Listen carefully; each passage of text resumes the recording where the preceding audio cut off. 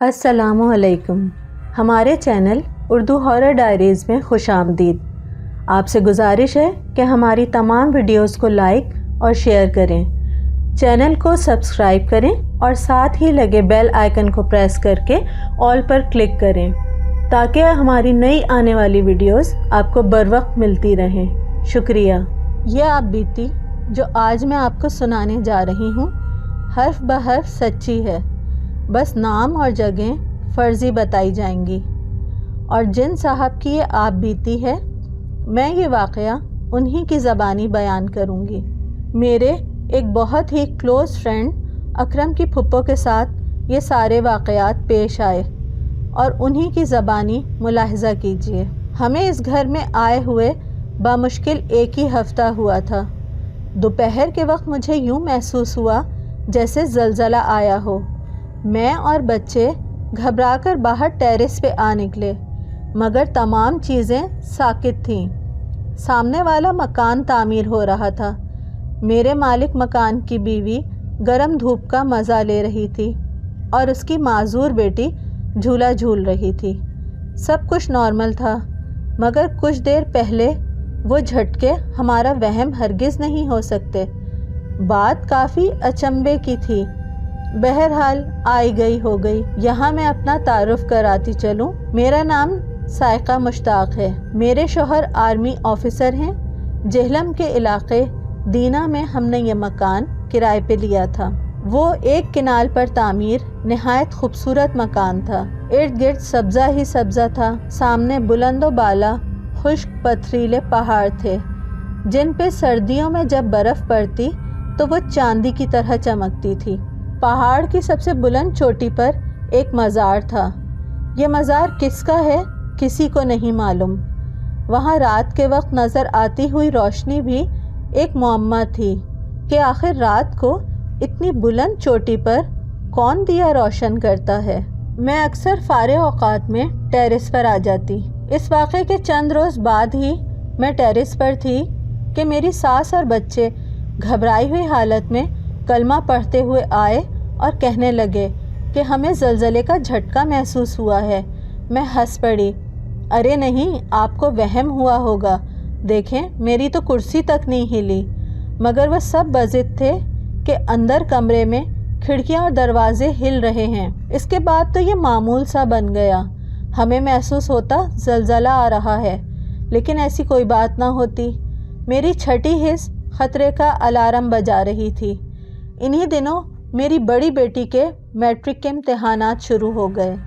ایک دن کہنے لگی، امی رات کو نیچے ہمارے مالک مکان کے گھر میں بہت شور ہوتا ہے، یوں لگتا ہے جیسے کوئی شادی والا گھر ہو۔ دھما چوکڑی ہنسنے کی آوازیں مستقل آتی رہتی ہیں۔ میں نے کہا، بے وقوف، وہ لوگ تو رات 8 بجے ہی سو جاتے ہیں۔ کل 3 افراد ہیں، اداس پریشان حال، شاید عید کے عید ہنسنے والے، وہ کیا ہلا گلا کریں گے؟ لیکن وہ اپنی بات پر ڈٹی رہی کہ امی آج رات آپ میرے ساتھ سوئیے گا۔ میں نے کہا چلو ٹھیک ہے۔ میں بچپن سے ہی صوم و صلات کی پابند تھی اور الحمدللہ میرے شوہر اور بچے بھی پابندی سے نماز ادا کرتے اور قرآن پاک کی تلاوت کرتے تھے۔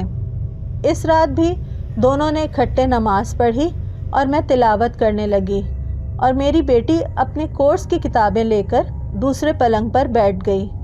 میرے شوہر رات گئے تک لوٹتے تھے، کبھی کبھار تو ادھر ہی رک جاتے تھے۔ خیر میں تلاوت کرنے کے بعد لیٹی ہی تھی کہ باہر سے سرگوشیوں کی آوازیں آئیں اور پھر یہ آوازیں بڑھتی ہی چلی گئیں۔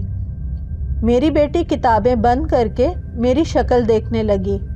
میں پلنگ سے اتری اور آیت الکرسی کا ورد کرتے ہوئے باہر نکل آئی۔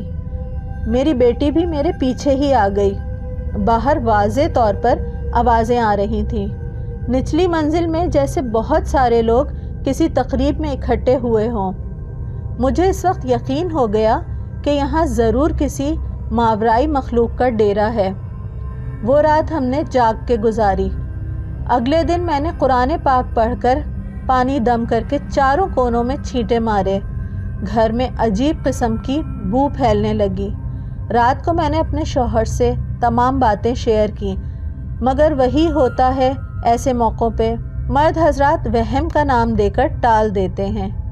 ایک بات میں نے واضح نوٹ کی کہ وہ نادیدہ ہستی جو بھی ہیں انہوں نے ہمیں نقصان نہیں پہنچایا اور نہ ہی تنگ کیا ہے۔ یہی بات میرے لیے اطمینان کا باعث تھی۔ ایک رات میرا دیور کمرے سے بھاگا ہوا آیا۔ اس کا چہرہ پسینے سے بھیگا ہوا تھا۔ اس نے بتایا کہ وہ اپنے کمرے میں سو رہا تھا کہ اس کے سینے پر بوجھ پڑنا شروع ہو گیا اور پھر ایسا محسوس ہوا جیسے اس کے بستر پر کوئی بڑی سی شے رینگ رہی ہو۔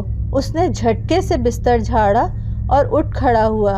زیرو بلب کی نیم تاریک روشنی میں اس نے جو کچھ دیکھا وہ اس کا ہارٹ فیل کر دینے کے لیے کافی تھا۔ پلنگ کے نیچے ایک عجیب و غریب قسم کا بچہ، شاید بونا، کھڑا ہوا تھا جس کے بال کسی کانٹے کی طرح نوکدار اور کھڑے تھے۔ اس کے منہ کی ساخت عجیب و غریب تھی۔ اس کی ناک نام کی کوئی چیز ہی نہ تھی، یا تھی بھی تو نظر نہیں آ رہی تھی، اور سب سے زیادہ نمایاں اس کی آنکھیں تھیں جو کہ کسی انگارے کی طرح دہک رہی تھیں۔ وہ بمشکل ہانپتا کانپتا دروازہ کھولنے میں کامیاب ہوا۔ میں سمجھ گئی کہ وہ ڈر گیا ہے۔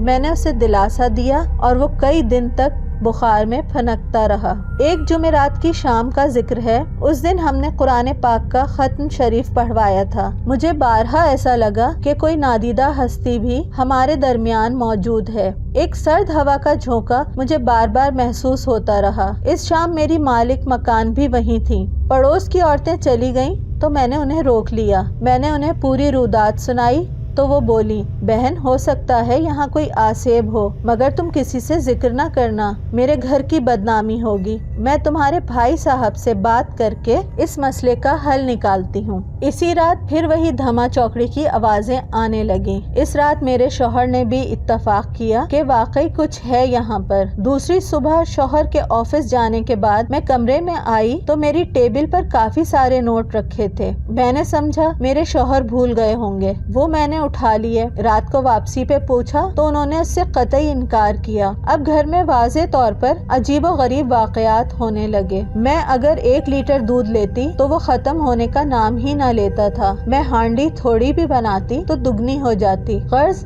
ہر چیز میں اضافہ ہونے لگا۔ اس رات میں نماز اور وظائف سے فارغ ہو کر کمرے میں آئی تو شوہر صاحب سو چکے تھے۔ دعا وغیرہ پڑھ کر سونا ہی چاہتی تھی کہ اچانک سامنے والی دیوار پھٹی اور اس میں سے ایک باریش بزرگ نظر آئے۔ ان کا چہرہ پورا نظر نہیں آ رہا تھا مگر برف جیسی سفید داڑھی صاف نظر آ رہی تھی۔ ایک دل نشین مسکراہٹ کے ساتھ بولے، بیٹی گھبراتی کیوں ہو؟ ہم بھی اللہ کی پیدا کردہ مخلوق ہیں۔ تمہارا انداز، رہن سہن کا طریقہ ہمیں بہت پسند آیا ہے۔ اس سے پہلے ہم نے یہاں کسی کو نہیں رہنے دیا مگر تمہاری اور تمہارے کنبے کی اللہ تعالیٰ سے محبت اور دین سے رغبت نے ہماری آنکھیں کھول دی۔ اگر ہماری طرف سے کوئی تکلیف پہنچی ہو تو ہمیں معاف کر دینا، مگر ایک بات یاد رکھنا، جب تک یہاں رہو اس بات کا ذکر کسی سے نہیں کرنا کہ یہاں ہم رہتے ہیں یا ہم نے تم سے کلام کیا۔ اس کے بعد دیوار میں ان کا چہرہ گم ہو گیا۔ اگلے دن مالک مکان اپنے ساتھ ایک مولوی کو لے کر آئے۔ انہوں نے پانی دم کر کے دیا اور کہا سب کو پلا دینا، اور تعویذ سب کو دیے کہ اپنے بیڈ کے سرہانے رکھ دیا کریں۔ ان کے چلے جانے کے بعد میرے مالک مکان کی بیوی نے بتایا، یہ سارا قصہ دراصل یوں ہے کہ کمال الدین میری مالک مکان کے شوہر آج سے تقریباً 10-15 سال پہلے گھر آ رہے تھے۔ وہ فیکٹری میں کام کرتے تھے۔ فیکٹری انڈسٹریل ایریا میں اجاڑ اور بیابان جگہ پر واقع تھی۔ وہاں درختوں پر جنات کا بسیرا تھا۔ کمال جب فیکٹری سے نکلے تو جنات کے بچے کھیل رہے تھے۔ کمال کی گاڑی کے نیچے ان کے 2 بچے کچلے گئے۔ ان دنوں یہ گھر بن رہا تھا۔ دن گزرتے گئے اور اچانک کمال کی طبیعت خراب رہنے لگی۔ ان کے ہاتھ پاؤں سوکھنے لگے۔ انہی دنوں میری بچی پیدا ہوئی جو معذور تھی۔ بچی کے جنم کے بعد میں خود بھی بستر سے لگ گئی۔ کمال الدین کی بہن ادھر ہی ہمارے پاس آ گئیں۔ وہ بیچاری گھر کا کام کاج کرتی، ہماری تیمارداری کرتی اور اس کے ساتھ ساتھ عجیب و غریب واقعات بھی ہونا شروع ہو گئے۔ رات کے وقت نادیدہ لوگوں کی سرگوشیاں سنائی دیتی۔ گھر میں ہم چاروں کے علاوہ ایسا لگتا تھا جیسے بہت سارے خاندان آباد ہوں۔ کچن سے پکی ہوئی ہانڈی غائب ہو جاتی اور روٹیاں بھی۔ जगह जगह खून के धब्बे दिखाई देते। दरवाजे पर भी दस्तक होती थी मगर कोई ना होता। बाज़ औक़ात ऐसा महसूस होता जैसे ज़लज़ला आया हो। गर्ज़ तरह तरह से हमें परेशान किया जाने लगा। कमालुद्दीन के दोस्त जो फैक्ट्री में मुलाजिम थे, उन्हें जब इस सूरत हाल का इल्म हुआ तो वो अपने बाप को जो इमाम मस्जिद थे लेकर आए। उन्होंने पूरे घर का जायजा लिया और बताया, यहाँ पूरा आतिशी मखलूक का खानदान आबाद है, आप ये घर छोड़ दें तो बेहतर होगा। हमने भी उनकी इस बात से इत्तफाक किया। मगर इस रात एक ऐसा वाक़या हुआ जो हमारे वहमो गुमान में भी ना था। रात के किसी पहर दरवाजे पर जोर से दस्तक हुई। हम तीनों हड़बड़ाकर उठ बैठे। दस्तक बैरूनी दरवाजे पर हो रही थी। मेरे खाविन तो उठने के लायक नहीं थे, बीमारी ने इनको बहुत कमजोर कर दिया था। मैं और जमीला यानी मेरी नंद कमरे का दरवाजा खोलकर बाहर आई तो एक बारेश बुजुर्ग को अपने सामने देखकर हैरान रह गईं। उनका कद काट एक आम इंसान से काफी बड़ा था। उन्होंने हमें मुस्कुराकर देखा और कमरे में दाखिल हो गए। हम भी उनके पीछे लपके। ऐसा महसूस हो रहा था कि हम बोलना चाहते हो मगर जबान तालू के साथ चिपक गई हो। अंदर आने के बाद वो बोले, आप लोगों को जो मसाइब उठाने पड़े हैं उसके लिए मैं माफी चाहता हूँ। मेरे भाई के 2 नन्हे बच्चे आपकी शौहर की गाड़ी के नीचे आकर मर गए, तब से वो आपके पीछे लग गया और उसकी जिद की वजह से हम भी उसका साथ देने पर मजबूर हो गए और उसकी जिद की वजह से हम यहाँ आकर आबाद हो गए। हमने अपने भाई को बहुत समझाया कि जो होना था वो हो गया, अब तुम इन लोगों को माफ़ कर दो, मगर उसका गुस्सा अभी ठंडा नहीं हुआ। वो तो तुम लोगों को बर्बाद कर देता, मगर हमारे समझाने पर ठंडा हो जाता है।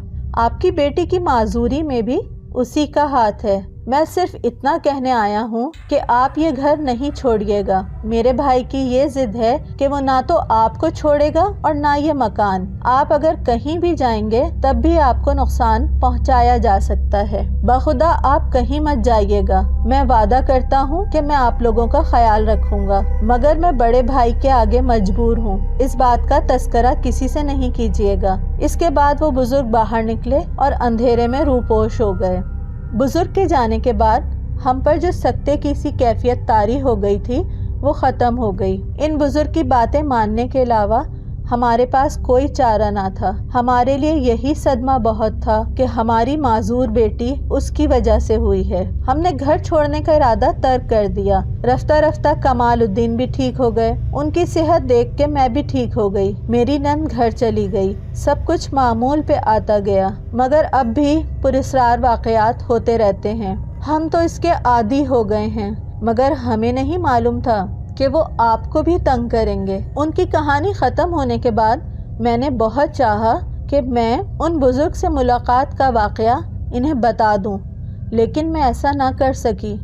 मैंने इनको दिलासा दिया कि बस अल्लाह ताला पर भरोसा रखें। आपके साथ जो वाक़यात हुए हैं, अगर आप अल्लाह की याद से गाफिल ना रहती तो शायद ये भी ना होते। आप घर में कुरान ख़वानी करवाइए, नमाज पाबंदी से अदा करें और शौहर को भी तलकीन करें, फिर देखिए सारी आफतें कैसे भागती हैं। मेरी बातें सुनकर उनके आंसू छलक पड़े। मुझे ऐसा महसूस हुआ जैसे कोई छुप के हमारी बातें सुन रहा हो। बिल्कुल वही खुशबू महसूस हुई जो उस रात बुजुर्ग की आमद पे महसूस हुई थी। मेरी मालिक मकान ने मुझे सीने से लगाया और रुखसत हो गई। मेरी बातों का इस खातून पे बहुत असर हुआ। अगली जुमेरात को उन्होंने कुरान ख़वानी का एहतमाम किया, सदका किया, खैरात किया। ऐसा लग रहा था जैसे बरसों से छाए हुए तारीकी के बादल छट रहे हों। कमालुद्दीन की बीवी उठते बैठते अपने शौहर की गलती की माफ़ी मांगती। खातून की दुआओं का असर रोनुमा होने लगा। घर में सुकून रहने लगा था। हमने 2.5 साल उसी मकान में गुजारे। फिर मेरे शौहर की पोस्टिंग हो गई और हमें वहाँ से आना पड़ा, मगर उस घर से जुड़ी हुई यादें मैं कभी फरामोश नहीं कर सकती। जिन्नात का जिक्र कुरान पाक में मौजूद है। इनकी भी फितरत हमारी तरह होती है, ज़िद्दी भी होते हैं और मेहरबान दिल भी। अगर किसी से मोहब्बत करें तो मरते दम तक निभाते हैं, और इनकी नफ़रत से तो अल्लाह पाक सबको महफूज रखे। अब मुझे ज़ाती मकान में शिफ्ट हुए 10 साल हो चुके हैं। मुझे आज भी ऐसा महसूस होता है کہ ہمارے گھر میں جب کبھی قرآن خوانی یا میلاد ہو تو بالکل وہی خوشبو پورے گھر میں پھیل جاتی ہے جو اس بزرگ کی آمد پر محسوس ہوئی تھی، جو اس گھر میں اکثر اوقات آتی تھی۔ اللہ کا دیا میرے پاس بہت کچھ ہے، اگر میں ساری زندگی بھی سجدے میں گر کر اللہ کی نعمتوں کا شکر ادا کروں تو بھی نہیں کر سکتی۔ بے شک اللہ تعالیٰ بڑا غفور الرحیم ہے۔